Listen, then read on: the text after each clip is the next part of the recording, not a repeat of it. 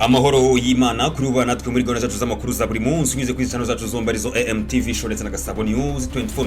Ngo ikaze muri gahunda yacu y'amakuru, gusa ni muri mushyahano na gushikaza gukora subscribe cyangwa sabone kugira ngo ujye bamambere ujye bona amakuru n'ibiganiro byacu mu bambere. Nimba kunze ibiganiro byacu bisharinga bigere kure hashoboka, kanda like ndetse uradusangiza igitekerezo cyawe ubizo hasi muri section ya comment. Nyemerera dufatane ikiganza ku kindi nkwerekeze mu burasirazuba bwa Repubulika ya Demokarasi ya Kongo.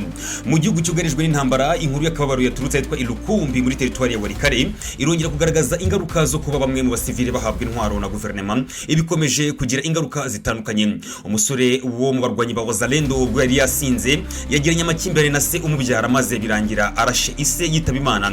Ibi byarakaje abaturage bo muri ibyo bice bituma bamwihimuraho baramukubita kugeza nawe yitabye Imana. Iyi nkuru iteye impungenge gusa ntigarukira aho, iragaragaza isura y'ikibazo gikomeye igihugu cya Repubulika ya Demokarasi ya Kongo gikomeje guhura nacyo. Ingabo z'umutwe wa Wasinze rimwe zifatwa nk'abarinda abaturage ariko kandi zinashinjwa ibikorwa by'urugomo, ubwicanyi ndetse n'ibindi bitandukanye.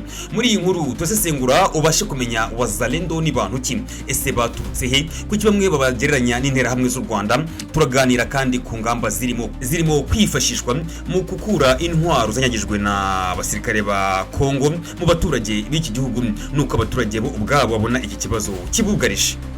Njye mugiye kubana muri gahunda y'amakuru nitwa Etienne Besa nguhaye ikaze.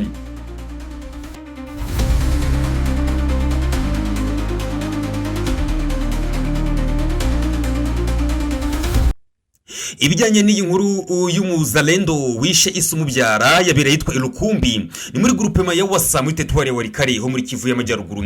Ubwo inyeshyamba y'Umuzalendo yari yasinze yarasaga se umubyara. Abatanga bamwe bavuga ko wabikoze yakoresheje imbunda ye nyuma yo kunywa inzoga nyinshi agasinda, aho yese afatiye imbunda yitunga ise maze akurura imbarutso arangiza ubuzima bwa se ako kanya.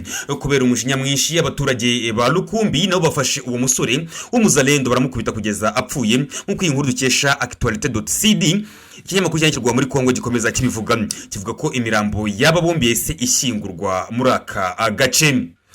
Societe civile muri aka gace yitewe impungenge no kuba hari bamwe baturage bagifite imbunda mu ngo zabo.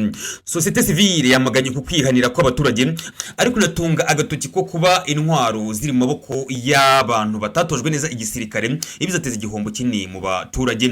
Irahamagarira gahunda yo kwambura intwaro no gusubiza mu buzima busanzwe abahoze mu gisirikare, gufata ingamba zo kugarura intwaro zose zitunzwe mu buryo butemewe n'abasivile n'abandi ndetse n'abandi bantu batatojwe igisirikare. Wasinze ni imwe mu mitwe y'abarwanyi yigenga cyangwa yitwara gisirikare y'abaturage, ariko abatangiye kugaragara cyane kuva muri 2022 gusa bakaba bakorana bya hafi n'igisirikare cya Repubulika ya Demokarasi ya Kongo aricyo FARDC.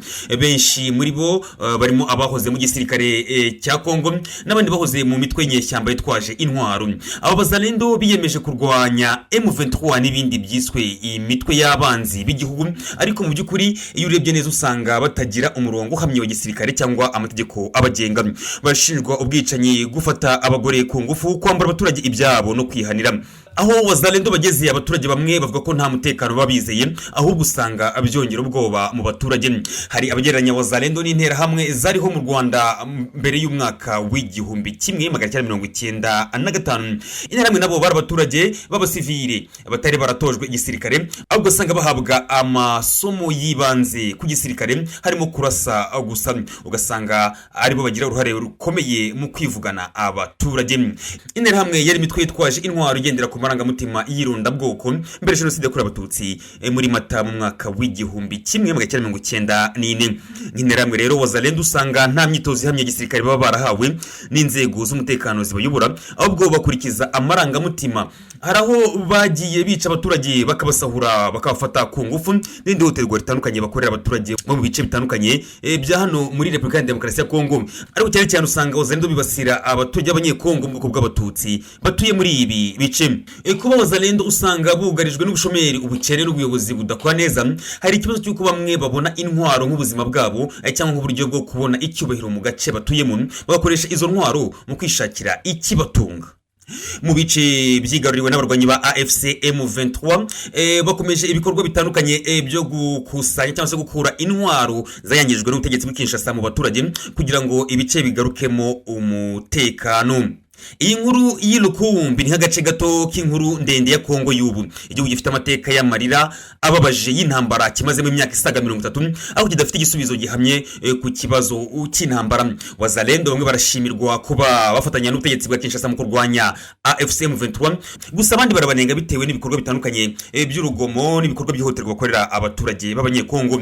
Intwaro ziri mu maboko y'utaratojwe n'umuriro ugurumana, ni igihe cyo gusubiza imbunda no gutekereza ku mahoro arambye mu buryo uburambye.